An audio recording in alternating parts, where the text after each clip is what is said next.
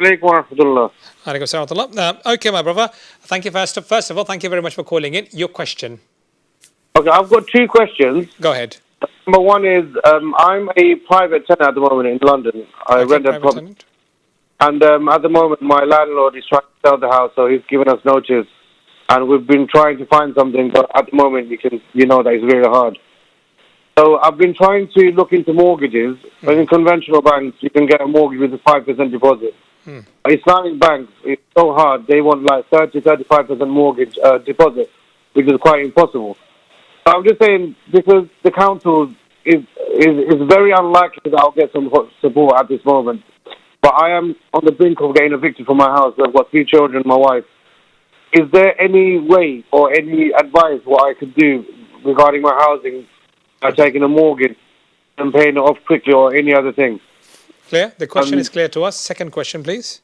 The second question is, I work in a special needs school with children who have special needs, autistic, different types. And I drive them to different places on trips. And during the trips, we have to play the music very, very loud to keep the children calm. Not all of them. Some children, when they listen to the music, it calms them down. But I don't like listening to music. But because of that sake, I have to listen to it at that time. Will I get gone out from that? Will I be punished for that? Sinful. Okay, clear. Excellent. 2 important questions. And in fact, the first question is related to the conversation we just had about mortgages, and in particular about zakah. If you've missed it, you can watch the video on our Facebook page or on our YouTube channel, and of course via website, of course. Now, Sheikh, it's an important question, the first question. Before, you've heard the question, but just I'd like to add, cost of living has increased significantly, rent has increased significantly. If you look at our wages or the public's wages, it's not in line with the inflation. So people are struggling, and there is a genuine question of getting evicted. This is just one example we've heard, but a lot of other scenarios are there. We know when the prices go up, the rent rate goes up, the landlord wants to increase the rent. Not in particular this particular landlord we're talking about. Now, what can a person do? There is conventional mortgage, which a majority of the scholar would say that is haram. Sharia compliant mortgages. It's very difficult for a first-time buyer or someone who wants to buy the property first time. It's difficult. However, an existing mortgage holder or someone who is well off, that's easy for them. What can a person do?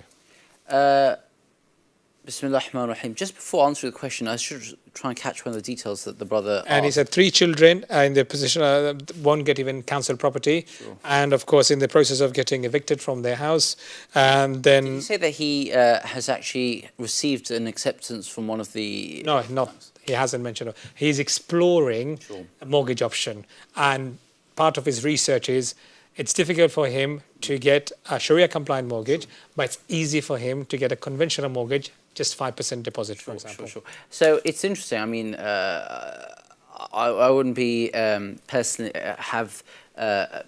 abreast of what different mortgage providers would be saying to the potential clients. But ordinarily, one would experience that mortgage lenders became quite notorious until at least recently. Not all, of course.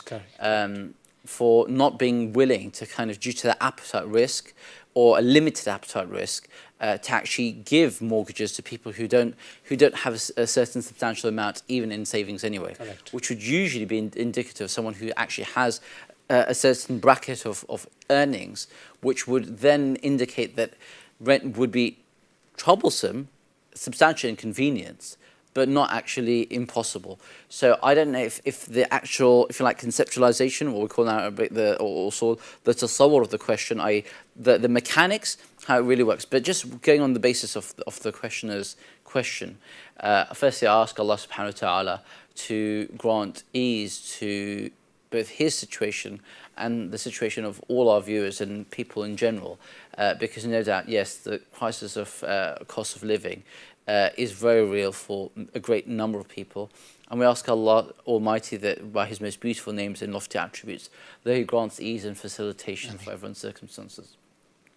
Moving to the question itself, I think it's highly important that in such cases, we actually give that kind of almost straight at the policy answer, which is you really need to speak to someone who one-to-one, yourself, a local scholar, ideally, or it doesn't have to be local, but someone who knows Islamic rulings, has an ability to show dexterity and understanding of situations, finance as well, specializes in that, or has a sufficient adequate knowledge of that, and can give you an Islamic ruling, a fatwa in essence.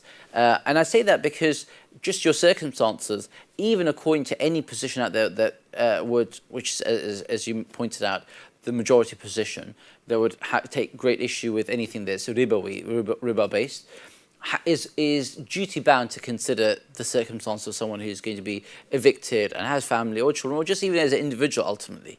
So, and that's because there's an Islamic maxim which says, وَكُلُّ مَمْنُوعٍ فَلِلضَّرُورَةِ يُبَاحُ وَالْمَكْرُوهُ عِنْدَ الْحَاجَةِ.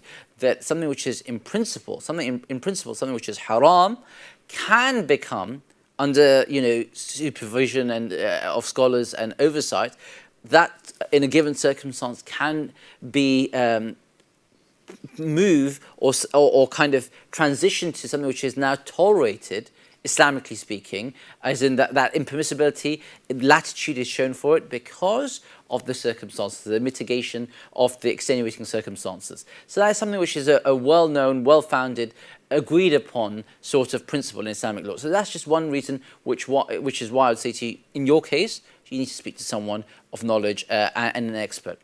More broadly, just for other viewers, yes, of course, we should point out there are those three options that exist in theory. One is the position which, or three opinions we should say. One which will say categorically it's going to be haram because riba is riba, interest is usury, something which is prohibited in Islam and in earlier scriptures as well, or in the Quran and earlier scriptures as well, we should say.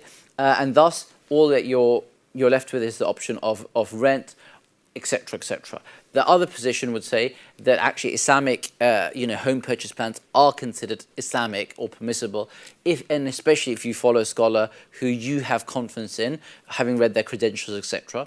Third position says even, either they'll question the permissibility of the Islamic ones, or they'll say yes, but it's more costly, and thus in our circumstances, and this is one of the European fatwa councils has this position, says that in the West you'd be allowed for your first and only for your first residential home, you'd be allowed to take a mortgage out.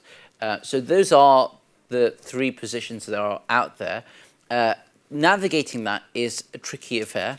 You should ask Allah's guidance, make istikhara, beseech Him for His help, and then ask someone of scholar repute and who you trust and have confidence in, and then proceed with the decision, inshallah ta'ala. Jazakallah khairan for that. And a bit of clarification, Sheikh has not given his opinion or fatwa about this matter. Let's be clear on that. He's given you the option that is available, and also in his answer he did clarify that please speak to a knowledgeable scholar on a one-to-one basis, get an understanding of your personal situation and see where you stand.